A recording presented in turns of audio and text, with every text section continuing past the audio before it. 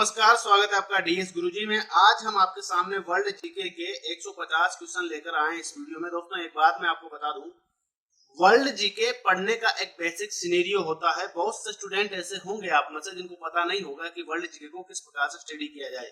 आपने देखा होगा बहुत सारे एग्जाम ऐसे होते हैं जिसमें डायरेक्ट लिखा होता है Indian geography, Indian history and world geography and world history.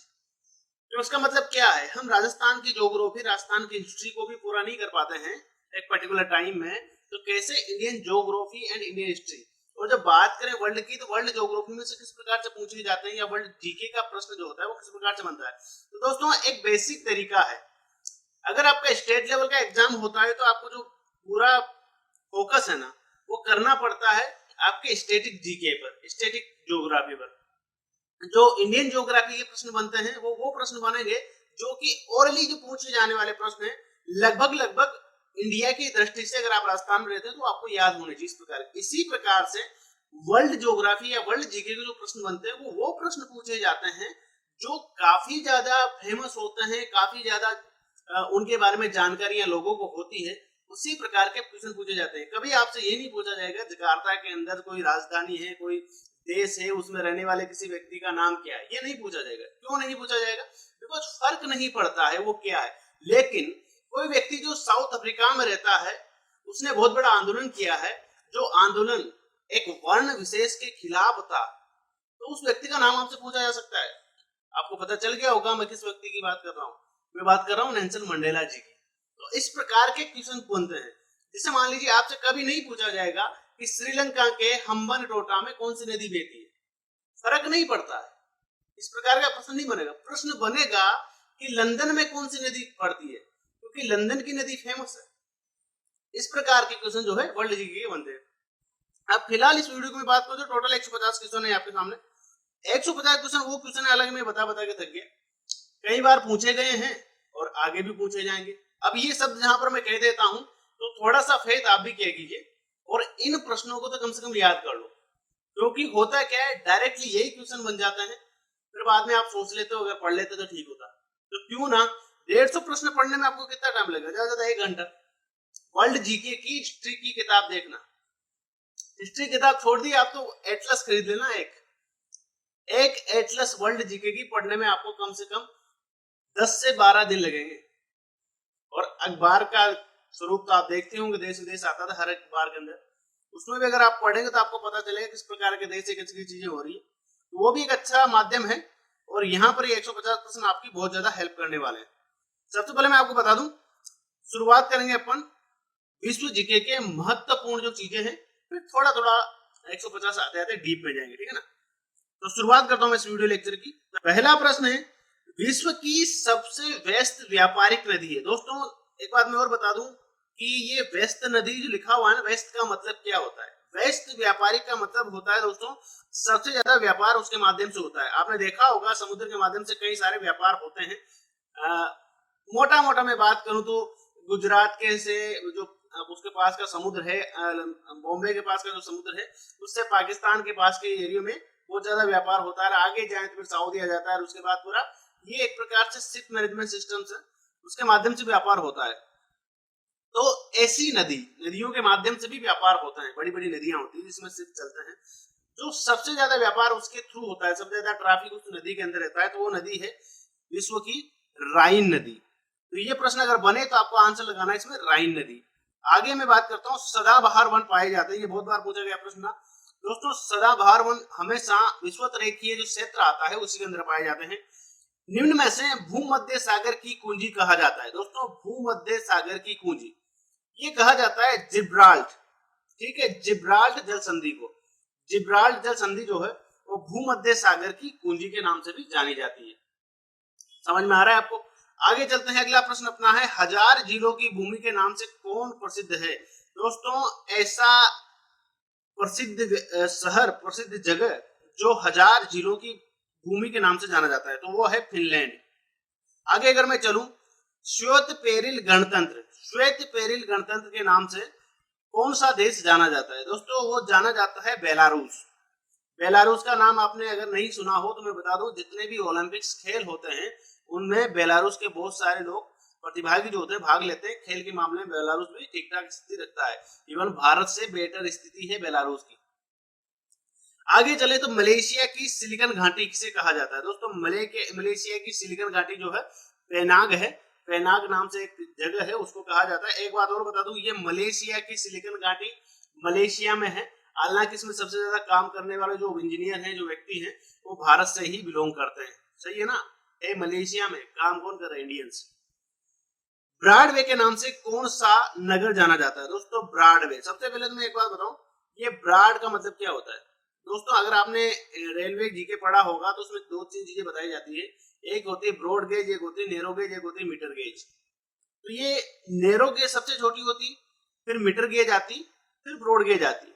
तो होता क्या है, ये एक लंबाई के मात्रक है, किस प्रकार से हम नापते हैं एक चौड़ाई को, ठीक है ना? तो उसी प्रकार से ब्रॉडवे यानी जो चौड़ा रास्ता होगा उससे ही ब्रॉडवे या बड़ा नगर के नाम से जाना जाएगा, उसके अंदर में ऐसा कुछ चौड़ाई में फेमस होगा। तो ये है न्यूयॉर्क के अंदर, न्यूयॉर्क इसके नाम से जाना जाता है। आगे चलते हैं, क्वेकर सिटी के उपनाम से कौन सा नगर जाना जाता है? क्वेकर सिटी के उपनाम से जाना जाता है दोस्तों फिलाडेल्फिया। आप ऐसे याद रखेंगे, फिलाडेल्फिया। किस देश का प्राचीन नाम पर्सिया है? दोस्तों ईरान का नाम पर्सिया है, प्राचीन नाम।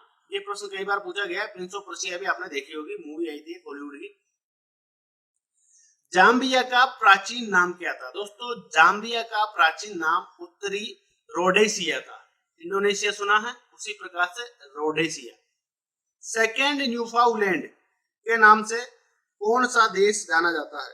दोस्तों ये जाना जाता है जापान।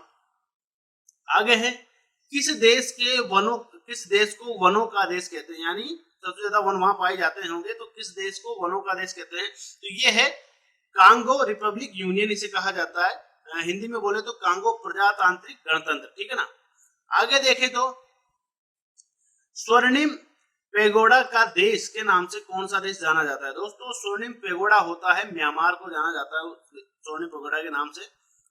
लदांग चलवासी कृषि किस देश से संबंधित है? दोस्तों लदांग चलवासी कृषि जो है मलेशिया से संबंधित है। विश्व में निकल का सबसे बड़ा निर्यातक देश कौन सा है? दोस्तों निकल जो होता है, निकल के बारे में जानते होंगे आप, पीरियोडिक टेबल आपने पढ़ी हो केमिस्ट्री के अंदर, तो निकल वहां पे पाया जाना एक पदार्थ होता है। तो निकल जो है सबसे ज्यादा निकाला जाता है कनाडा में। मेसाबी रेंज किससे संबंधित है? दोस्तों मेसाबी रेंज जो है लौह अयस्क से संबंधित है। विश्व में चांदी का सबसे बड़ा उत्पादक देश कौन सा है? दोस्तों मैक्सिको जो है चांदी का सबसे बड़ा उत्पादक देश है। और मैक्सिको से एक चीज और मेरे को याद आई, मैं आपको बता देता हूँ, मैक्सिको एक ऐसा देश है जहां पर सबसे ज्यादा ड्रग्स लेने वाले लोग रहते हैं। यानी मैक्सिको जो है वहां पे लगभग 91% लोग जो है धूम्रपान का सेवन करते हैं, ड्रग्स के लेते हैं। तो जो अपने इंडिया में अगर इसकी बात की जाए तो ऐसा कहा जाता है कि जो पंजाब है इंडिया का, ये बहुत जल्द ही मैक्सिको की बराबरी कर लेगा इस मामले में, ड्रग्स लेने के मामले में, नशे करने के मामले में। तो ये एक बुरा सिंबल है अपने इंडिया के लिए भी और मैक्सिको के लिए भी। मैक्सिको और अमेरिका इन दोनों की हमेशा खटपट चलती रहती है। दोनों पड़ोसी देश है तो चलेगी भी क्यों नहीं, जिस प्रकार अपना इंडिया और पाकिस्तान की चलती रहती है उसी प्रकार की चलती रहती है। आगे जाए तो मैक्सिको से थोड़ा आगे निकलते हुए कनाडा भी आ जाता है। कनाडा से बहुत सारी चीज फेमस है अपने इंडिया में, आपको पता होगा। मुंबई से यूरोप जाने के लिए किस नहर जलमार्ग से होकर गुजरना पड़ेगा? दोस्तों ये प्रश्न कई बार पूछा गया है यूपीएससी के अंदर। दोस्तों इस नहर का नाम है स्वेज, ठीक है ना? मेघ गर्जन वायुमंडल, अब वैसे तो बहुत सारी नहरें बीच में आएगी, ऐसा नहीं कि स्वेज से ही निकलेंगे। अगर आप मुंबई से उल्टी तरफ से जा रहे हैं तो हो सकता है इंदिरा गांधी नहर भी आ जाए राजस्थान के ऊपर से निकले तो, लेकिन ये स्वेज नहर जो है ये प्रमुख है, ठीक है ना? इसके बारे में प्रश्न बनता है। मेघ गर्जन वायुमंडल की किस परत पर होता है? दोस्तों मेघ की गर्जना यानी जो बादल गरजते हैं, जो तड़ित चालन होता है जिसके माध्यम से दो विपरीत आवेश की या समान आवेश की जो एक दूसरे से बादल टकराते हैं तो फिर तड़ित चालन होकर के गर्जना होती है और बिजली नीचे गिरती है। ये होता है क्षोभ मंडल में, ठीक है? क्षोभ मंडल में ये होता है। संचार उपग्रह किस वायुमंडल स्तर पर स्थित होते हैं? दोस्तों संचार उपग्रह जो है आयन मंडल पर स्थित होते हैं। व्यापारिक पौने कहाँ से चलती है दोस्तों? व्यापारिक पौने जो होती है वो चलती है उपोषण उच्च दाब से। जहां पर उपोषण उच्च दाब होगा वहां से व्यापारिक पौने चलेगी। अब आप कहेंगे सर ये तो वर्ल्ड जीके से कहीं और चले आए हम। दोस्तों ये सब वर्ल्ड जीके के अंदर ही पूछा जाता है, ठीक है ना। आगे देखेंगे आप और भी चीजें आएगी। प्रति चक्रवात किस क्षेत्र में कम उत्पन्न होते हैं? दोस्तों प्रति चक्रवात जो है भूमध्य रेखीय क्षेत्र में बहुत कम उत्पन्न होते हैं। सर्वप्रथम किस मानचित्रकार ने प्रक्षेप में स्थानों को उनके अक्षांश और देशांतरों के मध्य अनुसार प्रदर्शित किया था? यानी कि अक्षांश और देशांतरों के अनुसार प्रदर्शित किया था किस मानचित्रकार ने? तो इस मानचित्रकार का नाम है मेरिनस। आपको ध्यान रखना है मेरिनस। संयुक्त राज्य अमेरिका के दक्षिणी पूर्वी तट पर उठने वाली तूफानी चक्रवात को क्या कहते हैं? दोस्तों अमेरिका के अंदर कोई सा भी तूफान उठेगा तो उसे टोर्नेडो कहा जाता है, ठीक है ना। आपने डिस्कवरी पे कई सारे सुने होंगे टोर्नेडो अमेरिका के अंदर, और भूकंप जापान के अंदर अक्सर आते रहते हैं। समुद्री तूफान भी आते हैं अमेरिका के अंदर, आपको पता होगा। महासागरों में स्थल की पर्वत श्रेणियों जैसी संकरी और लंबी पर्वत श्रेणियों को कहते हैं? दोस्तों इन्हें कहते हैं जलमग्न कटक। अगला प्रश्न अपना है आंतरिक हिमालय की प्रमुख चोटी कंचनजंगा की ऊंचाई कितनी है? दोस्तों ये आंतरिक हिमालय क्यों कहा जाता है कमेंट करके मेरे को बताइए। पहले क्या होता है आंतरिक हिमालय और क्या होता है बाह्य हिमालय, ठीक है ना। और हिमालय कौन कौन से देश में फैला हुआ है ये भी बताएं आप। तो यहाँ पे देखते हैं आंतरिक हिमालय की प्रमुख चोटी। अगर आपके प्रश्न के उत्तर नहीं आते तो आई विल आंसर यू, अगली वीडियो में बता दूंगा मैं। आंतरिक हिमालय की प्रमुख चोटी कंचनजंगा की ऊंचाई कितनी है? यह है 8,598 मीटर। अब यहाँ पर मीटर लिखा है, वर्ग मीटर नहीं लिखा है। एग्जाम में वर्ग मीटर आए तो नहीं लगाना है, क्योंकि वर्ग मीटर अलग चीज होती है, किलोमीटर अलग चीज होता है और मीटर अलग चीज होता है। और चोटियों की जो ऊंचाई है ना ज्यादातर मीटर में ही शो की जाती है, हालांकि किलोमीटर में भी नाप ली जाती है, कोई बड़ी बात नहीं है। आगे अपन देखें अजूबा किसे देश की राजधानी? दोस्तों अजूबा जो है किस देश की राजधानी पूछा गया यहाँ पर है। तो अजूबा जो है वो नाइजीरिया की राजधानी। अगर आप नाइजीरिया के व्यक्तियों को देखें तो आपको खुद को लग जाएगा अजूबा उनकी राजधानी सही है। आगे चलते हैं सैंडविच द्वीप किसका पुराना नाम है? दोस्तों हवाई द्वीप का नाम सैंडविच द्वीप है। समुद्र में सबसे अधिक गहराई का बिंदु है चैलेंजर द्वीप। सबसे अधिक गहराई का बिंदु चैलेंजर द्वीप है, क्योंकि वहां बहुत बड़ा चैलेंज उठाना पड़ता है जाने के लिए। आदम ब्रिज की स्थिति के पास कौन सा जल डमरू मध्य स्थित है? यानी कि ये प्रश्न पूछा गया आदम ब्रिज जो है की स्थिति के पास कौन सा जल डमरू मध्य स्थित है? जल डमरू मध्य स्थित जो चीज है उसका नाम है पाक स्ट्रेट। ये अक्सर पूछा जाता है, आदम द्वीप से संबंधित प्रश्न ये है। विश्व के किस महाद्वीप में कोई रेगिस्तान नहीं है? दोस्तों यूरोप के अंदर कोई सा भी रेगिस्तान नहीं आता। यूरोप आपने देखा होगा बहुत ही सघन घनत्व वाला महाद्वीप है, जहां पर आपका यूके पड़ता है, स्कॉटलैंड पड़ता है, बाकी और कई सारी चीजें पड़ती है। पूरा यूरोपियन यूनियन पहले एक था, आपने देखा होगा। तो भूगोल पृथ्वी को केंद्र मानकर अध्ययन करने वाला वैज्ञानिक है, यह कथन किसका है? दोस्तों वारेनियस का एक कथन है। उन्होंने कहा था भूगोल पृथ्वी को केंद्र मानकर अध्ययन करने वाला विज्ञान है। यानी पृथ्वी को क्या मान लिया जाता है? पृथ्वी को मान लिया जाता है केंद्र और उसको मानकर अध्ययन किया जाता है हर तरफ का। नम बिंदु बस्तियां किस क्षेत्र में पाई जाती है? दोस्तों नम बिंदु बस्तियां जो है मरुस्थलीय क्षेत्र में पाई जाती है।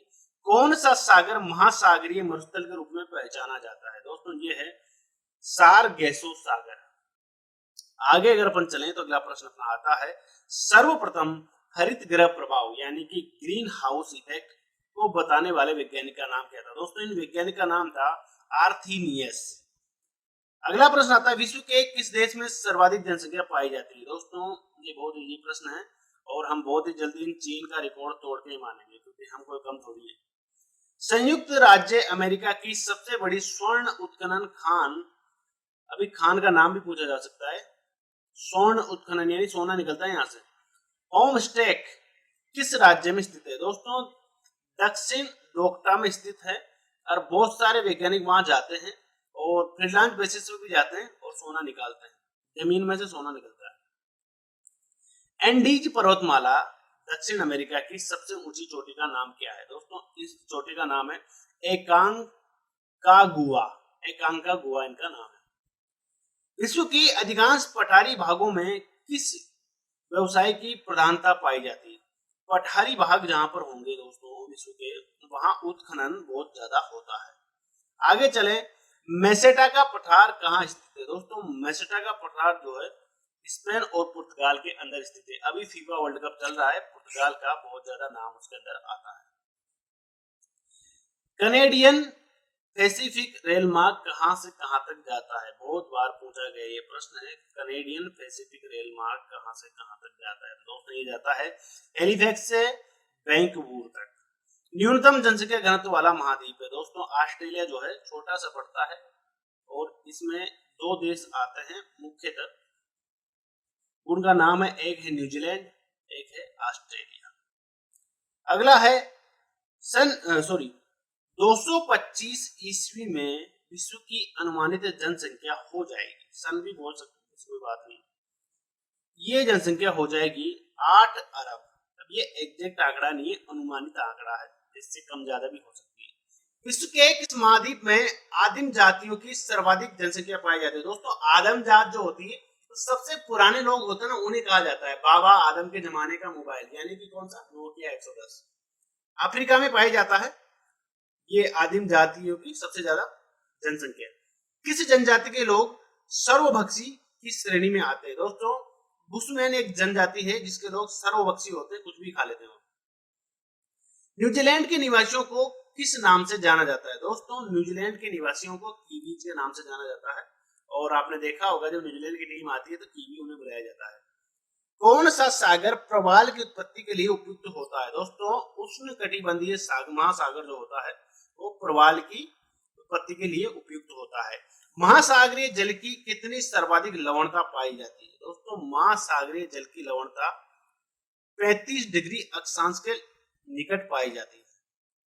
अगला प्रश्न है, कहां पर भूमध्य सागरीय जलवायु नहीं पाई जाती? दोस्तों बोलीविया में भूमध्य सागरीय जलवायु नहीं पाई जाती। भूमध्य सागरीय प्रदेश को क्या कहा जाता है? दोस्तों उधमशील प्रदेश कहा जाता है भूमध्य सागरीय प्रदेश को। अगला प्रश्न है, दक्षिण पूर्वी एशिया के अधिकांश देश किस प्राकृतिक प्रदेश के अंतर्गत आते हैं? तो ये प्राकृतिक प्रदेश जो है इसके अंतर्गत आते हैं दक्षिणी पूर्वी एशिया के देश। इसका नाम है मानसूनी प्रदेश, जहां पर मानसून की अच्छी खासी मात्रा होती है। पेरिस शहर किस नदी के तट पर है? दोस्तों पेरिस शहर है, मैंने कहा था ना, वही नदी पूछी जाएगी जो कि फेमस होगी, सीन नदी के तट पर है। एक बात और बता दूं, सीन पेरिस के अंदर, पेरिस क्या है, फ्रांस की राजधानी है पेरिस, और पेरिस को लव सिटी भी कहा जाता है। ठीक है ना। अब बहुत से लोग कहेंगे सर लंदन को भी कहा जाता है, तो बेटा पेरिस को भी कहा जाता है। फ्रांस की बोर्डो बंदरगाह किस नदी के तट पर है? दोस्तों ये है गैरून नदी के तट पर। जमशेदपुर शहर किन नदियों के संगम पर बसा है? दोस्तों स्वर्ण रेखा और खरकई नदियों के संगम पर जमशेदपुर शहर बसा है। प्रवाल भित्तियों की उत्पत्ति से संबंधित हिमानी नियंत्रण सिद्धांत प्रतिपादन किसने किया था? दोस्तों ये किया था डेली ने। तटीय प्रवाल भित्ति एवं स्थल खंड के बीच विकसित होने वाले लेगून को क्या कहा जाता है? दोस्तों इसे कहा जाता है बोल्ट चैनल। आगे चलेंगे, विश्व में सर्वाधिक लवणता किस झील में पाई जाती है? यानी सबसे ज्यादा खारा पानी किसी झील का होगा तो वो है वान झील। ठीक है। मानसूनी प्रदेशों में सर्वाधिक वर्षा कहां पर होती है? दोस्तों पूर्वोत्तर भारत में ही सबसे ज्यादा होती है मानसूनी प्रदेशों में वर्षा। रबड़ किस प्राकृतिक प्रदेश की उपज है? दोस्तों रबड़ जो है विषुवतीय प्रदेश जो होते हैं उनकी उपज है, विषुवतीय प्रदेशों की उपज है रबड़। दक्षिण अमेरिका का मध्य चिली किसका उदाहरण है? यानी दक्षिण अमेरिका का मध्य चिली जो है भूमध्य सागरीय प्रदेश का उदाहरण है। कई बार पूछा गया यह प्रश्न। अगला प्रश्न अपने पास है, मानसूनी प्रदेश का सर्वाधिक विस्तार कहां पर पाया जाता है? दोस्तों मानसूनी प्रदेश का सर्वाधिक विस्तार पाया जाता है एशिया के अंदर, जो कि अपन भी आते हैं एशिया के अंदर। अगला प्रश्न है, कांगो घाटी में किस प्रकार की जलवायु पाई जाती है? दोस्तों कांगो घाटी के अंदर विषुवतीय जलवायु पाई जाती है। मानसूनी प्रदेश को क्या कहा जाता है दोस्तों? वृद्धिशील प्रदेश कहा जाता है। अगर मानसून होगा तो बरसात होगी, और अगर बरसात होगी तो फसलें उत्पन्न होगी, फसलें उत्पन्न होगी तो उनको बेचा जाएगा, उनको बेचा जाएगा तो व्यापार बढ़ेगा, व्यापार बढ़ेगा तो इकोनॉमी बढ़ेगी, इकोनॉमी बढ़ेगी तो लोगों के पास पैसे बढ़ेंगे, तो लोगों के पास पैसे बढ़ेंगे तो देश की प्रति व्यक्ति आय बढ़ेगी, और किसी देश की प्रति व्यक्ति आय बढ़ेगी तो वो देश क्या करेगा? प्रगतिशील होगा, प्रगतिशील होगा तो क्या होगा? वृद्धिशील प्रदेश के नाम से जाना जाएगा। समझ में आ गई बात? इतना रामलीला करना पड़ता है प्रश्न को समझने के लिए। विश्व में तंबाकू का सबसे बड़ा उत्पादक देश कौन सा है दोस्तों? तंबाकू का सबसे बड़ा उत्पादक देश है चीन, और वैसे मनुष्य का सबसे बड़ा उत्पादक देश भी चीन ही है। सबसे ज्यादा मनुष्य वही हो रहे हैं आजकल। बहुत जल्दी हम इस रिकॉर्ड को तोड़ने की ओर हैं, तोड़ के ही मानेंगे। दक्षिण पूर्वी एशिया में रबड़ किस स्थान से लाया गया दोस्तों? दक्षिण पूर्वी एशिया में रबड़ जो है अमेजन बेसिन से लाया गया है। अमेजन जो एक वेबसाइट भी है वो किस नाम से बनी है? अमेजन एक नदी थी, उसी के नाम से उसका नाम लिया गया है। ठीक है ना? विश्व का सबसे बड़ा मूंगफली उत्पादक देश कौन सा है दोस्तों? विश्व का सबसे बड़ा मूंगफली उत्पादक देश जो है वो है चीन। अगर आप चीन के लोगों को देखेंगे तो उनकी ऊंचाई जो है ना वो मूंगफली से ज्यादा बड़ी नहीं होते। वो मतलब मेरा कहने का मतलब ये व्यंग कर रहा हूं मैं, ज्यादा लंबाई उनकी होती नहीं है। इजमिर की घाटी जो अफीम, दोस्तों यहाँ पे टेक्निकल एरर है, अफीम लिखा हुआ है, अफीम नहीं है। ठीक है ना? अफीम की कृषि के लिए प्रसिद्ध है दोस्तों। ये किस देश में स्थित है ये पूछा गया है, तो ये है देश का नाम टर्की। टर्की को आप जानते हो बहुत फेमस देश है। विश्व में कपास की कृषि के अंतर्गत सर्वाधिक क्षेत्रफल किस देश में पाया जाता है दोस्तों? ये पाया जाता है भारत के अंदर। एक बात और बता दूं, कपास जो है भारत के अंदर कौन से राज्य में सबसे ज्यादा होता है? कमेंट में लिखिए। गुजरात में पहले होता था, वर्तमान में कहां हो रहा है कमेंट में बताइए। चाय के निर्यात में भारत को किस देश की कड़ी प्रतिस्पर्धा का सामना करना पड़ा दोस्तों? चाय के निर्यात पूछा गया है, आयात में कोई नहीं करना पड़ता प्रतिस्पर्धा का सामना। आयात में कुछ भी खरीद सकते हैं, पर पता है ना सबसे बड़ा आयात करते हैं किसका? तेल का। श्रीलंका का सामना करना पड़ा अपन को निर्यात करने के लिए, क्योंकि वो भी बेचते थे, अपन भी बेचते थे, दिक्कत हो जाती थी। ट्रंक फार्मिंग का अभिप्राय क्या होता है दोस्तों? ट्रंक फार्मिंग का बेसिक अभिप्राय ये होता है, बागवानी करते हैं, ऐसे ऐसे दो बाग लगा करके दोनों को कनेक्ट करके बीच में भी उगाया जाता है, इसे कहते हैं ट्रंक बागवानी या ट्रंक फार्मिंग। ठीक है ना? आगे चलते हैं। सघन खेती के लिए खेतियार क्षेत्र की किस तरीके का होना चाहिए? यानी कि सघन खेती करनी है तो आपका खेतियार क्षेत्र है वो किस प्रकार का होना चाहिए? भाई जहां पर खेती करनी है वहां पर पानी अच्छी तरीके से आ जाए तो इरिगेशन की जो प्रॉब्लम है वो नहीं आएगी, तो सिंचित होना चाहिए। संसार में तांबे का अग्रणी उत्पादक देश कौन सा है दोस्तों? तांबा जो है ना ये कहाँ काम आता है पता है आपको? कोई कहेगा बर्तन बनाने में, बर्तन में इतना ज्यादा काम नहीं आता तांबा। तांबा आता है आपकी जो मोटर होती है ना पंखे की, इसको बनाने में काम आता है। कुंडली नुमा जो मोटर होती है वो तांबे की ही बनती है, बेस्ट मोटर होती है, तो उसमें काम आता है, मुख्यतः उसमें ही काम आता है। ये उत्पादन होता है इसका अमेरिका के अंदर, तभी तो अमेरिका जो है वो ज्यादा पैसे कमाता है।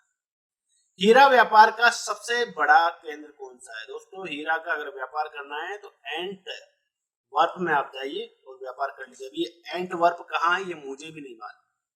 किसी प्रदेश की कुल जनसंख्या तथा कुल कृषि क्षेत्र का अनुपात क्या कहलाता है दोस्तों? किसी प्रदेश की कुल जनसंख्या और उसका कृषि, ये कहलाता है कायिक घनत्व। यहाँ पे जो है ना कायिक लिखा हुआ है तो इसको कायिक कर देना। काई होता है ना काई, उसे कहते हैं कायिक घनत्व की कहां कहां पर उपजावक भूमि है। पश्चिमी गोलार्ध में स्थित जनसंख्या की दृष्टि से सबसे बड़ा देश कौन सा है दोस्तों? पश्चिमी गोलार्ध, चले जाओ पश्चिमी गोलार्ध में, देखा है ना आपने ग्लोब में? देखिए क्या आता है, संयुक्त राज्य अमेरिका दिखता है आपको? सबसे पुराना लोकतंत्र, ध्यान रखना। अफ्रीका महाद्वीप में सर्वाधिक जनसंख्या घनत्व वाला देश कौन सा है? अफ्रीका के अंदर सर्वाधिक जनसंख्या घनत्व वाला देश है नाइजीरिया, और इतना ज्यादा जनसंख्या घनत्व है कि नाइजीरियन इंडिया में पाए जाते हैं बहुत सारे।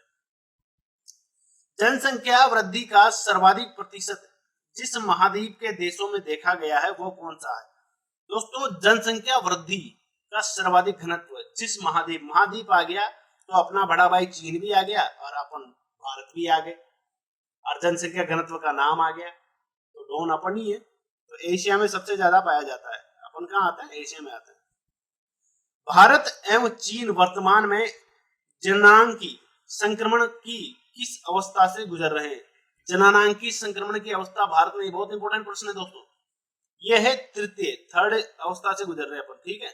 अगला प्रश्न अपना है, सार्क देशों में सबसे घना आबाद वाला क्षेत्र है। दोस्तों ये मत समझ लेना कि प्रश्न गलत लिखा हुआ है, प्रश्न ऐसा का ऐसा ही आएगा, प्रश्न गलत नहीं है। घना आबाद का मतलब क्या होता है? सघन आबादी। सघन आबादी को घना आबाद भी कहा जाता है। तो सघन आबादी कहाँ होगी? जहाँ का जनसंख्या घनत्व तो ज्यादा होगा। तो ऐसा कहाँ है सार्क देशों में? दोस्तों बांग्लादेश में। जगह कम है, व्यक्ति ज्यादा है, और फिर रोहिंग्या और आ गए वहां पर, तो रोहिंग्या को निकाला जा रहा है, यही कारण है। दक्षिण एशिया का सबसे घना बसा देश कौन सा है? बांग्लादेश है। एक ही प्रश्न है दोनों।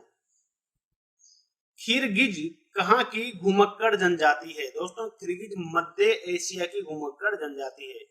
विश्व के किस मरुस्थल में बुशमैन नामक चलवासी जनजाति के लोग रहते हैं? दोस्तों कालाहारी मरुस्थल में रहते हैं। और एक बात और बताऊं इस जनजाति के बारे में, ये लोग कुछ भी खा लेते हैं, कुछ भी मतलब कुछ भी, जो भी मिल जाए खा लेते हैं। अफ्रीका में होता है कालाहारी है।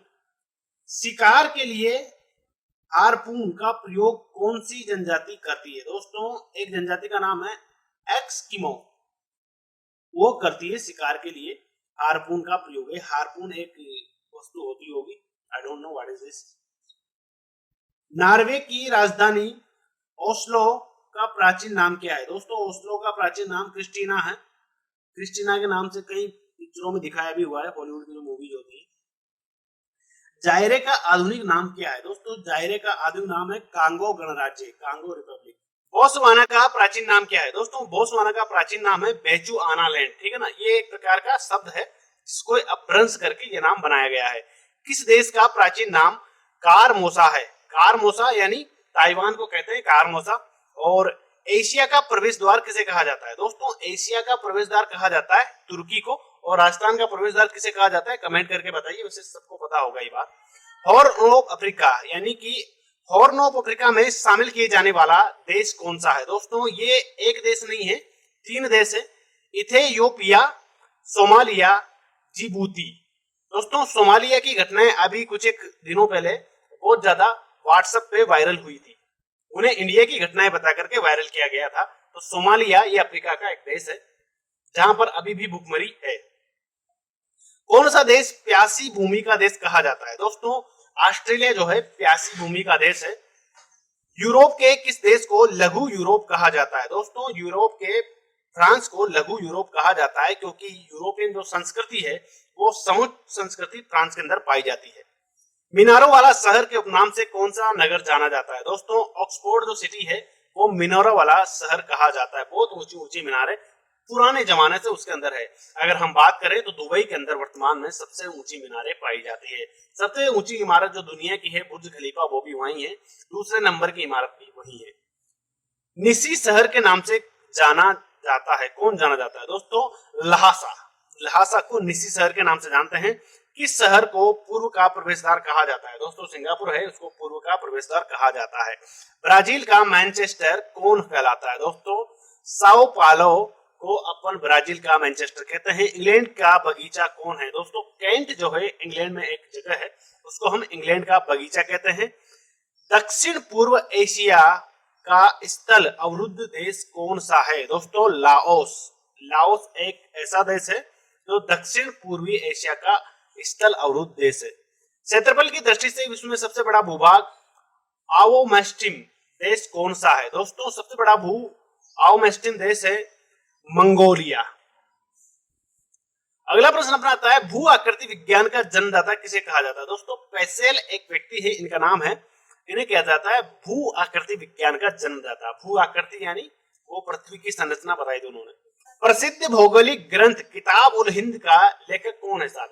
इसका लेखक है, लेखक साहब का नाम है अल बरूनी। वायु में अपेक्षित आर्द्रता मापने हेतु कौन सा उपकरण यूज में लिया जाता है? ये यूज में लिया जाने वाला उपकरण का नाम है हाइग्रोग्राफ, ठीक है ना। हाइग्रो यानी हाइड्रो जो होता है उसी को कहते हैं आर्द्रता। आगे देखा जाता है रिएक्टर स्केल का प्रयोग किया जाता है। दोस्तों भूकंप के झटने लगते हैं ना, तो फिर रिएक्टर स्केल पे ही नापे जाते हैं। वो भूकंप के एक ही समय पर आने वाले स्थानों को मिलाने वाली रेखा कहलाती है। दोस्तों एक बात मैं आपको बता दूं, ये रेखा नहीं है।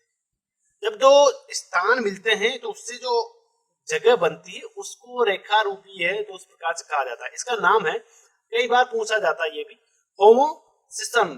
ठीक है ना, इस प्रकार से आप क्या रखना है, होमोसिस्टम।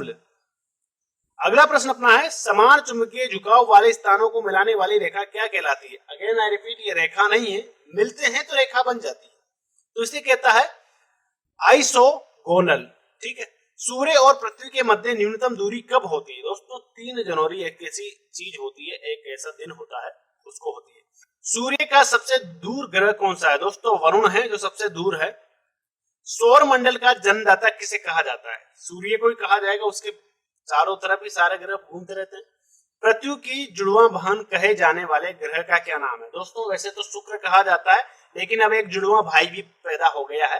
और फॉर योर काइंड इन्फॉर्मेशन मैं बता दूं, ये कारनामा करके दिखाया है विक्रम साराभाई स्पेस सेंटर के लोगों ने, वहां के जो वैज्ञानिक हैं, और ये रिसर्च की गई है आपके राजस्थान में माउंट आबू पे एक जगह है, वहां एक अंतरिक्ष का केंद्र बना हुआ है, वहां से नजर रखी गई है अंतरिक्ष में, और वहां से एक डिस्टेंस पे ये बताया गया है कि एक ऐसा ग्रह है जो पृथ्वी से थोड़ा बड़ा है लेकिन पृथ्वी के समान है, और जो इंटरनेशनल स्पेस एजेंसी नासा है उसने कहा है ये बात सही है, ये ऐसी खोज हुई है। तो ये वर्तमान की बात थी, मैं आपको बता दी।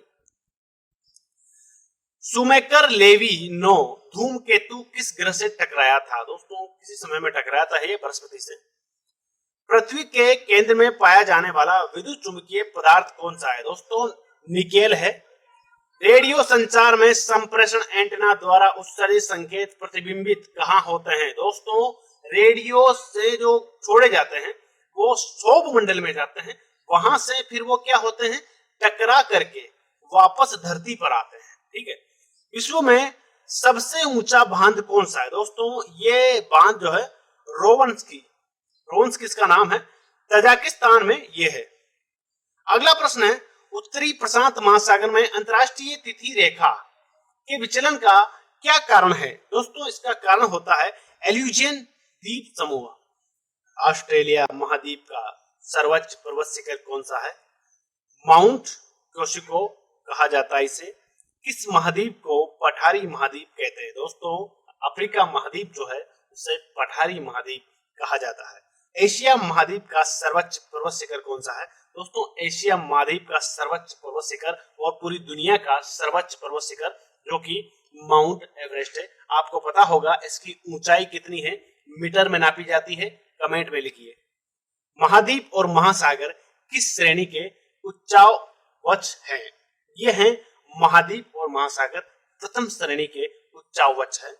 प्लेट वर्तनिकी सिद्धांत का प्रतिपादन किसने किया था दोस्तों, प्लेट वर्तनिकी सिद्धांत का प्रतिपादन हैरी हेस ने किया था। संपूर्ण महासागरीय क्षेत्रफल के कितने प्रतिशत भाग पर महाद्वीपीय मग्न तट का विस्तार है दोस्तों, संपूर्ण महासागरीय क्षेत्र के 7.5% भाग पर महाद्वीपीय मग्न तट का विस्तार है। विश्व के सबसे लंबे जलमग्न कैनियन कहां पाए जाते हैं दोस्तों, ये बेरिंग सागर में पाए जाते हैं।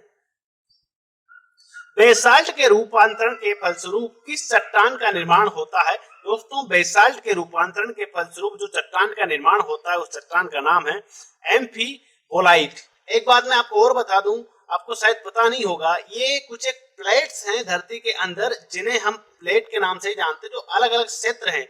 ये प्लेटें गति करती है और मिलती रहती है।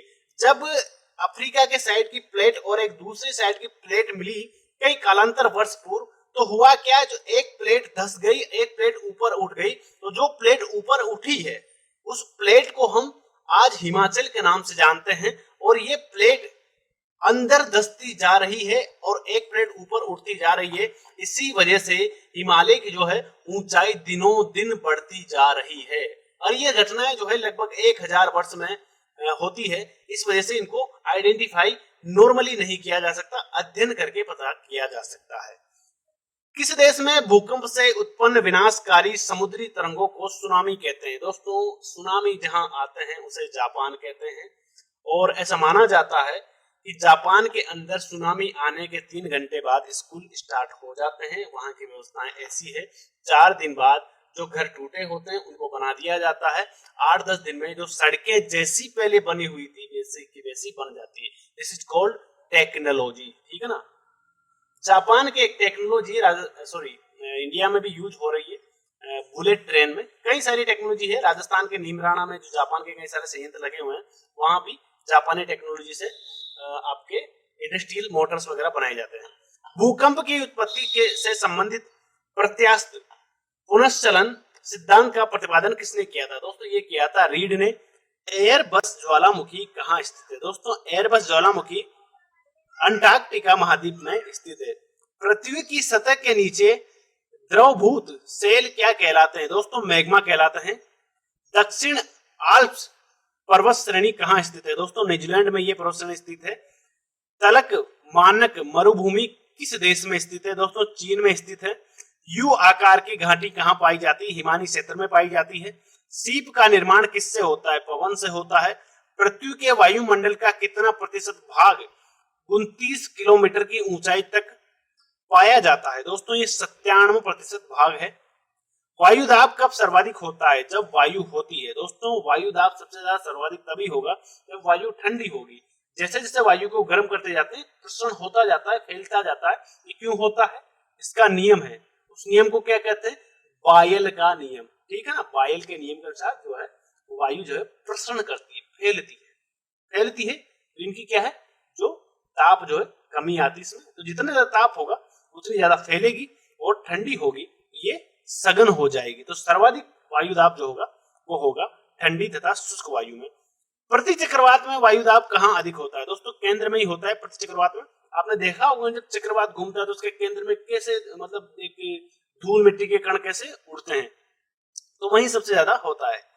किस प्रकार की वर्षा बिजली की चमक एवं बादलों की गरज के साथ होती है? दोस्तों इसे कहते हैं हम संवहनीय वर्षा। राजस्थान के अंदर भी ये वर्षा होती है। विक्टोरिया झील कहाँ अवस्थित है?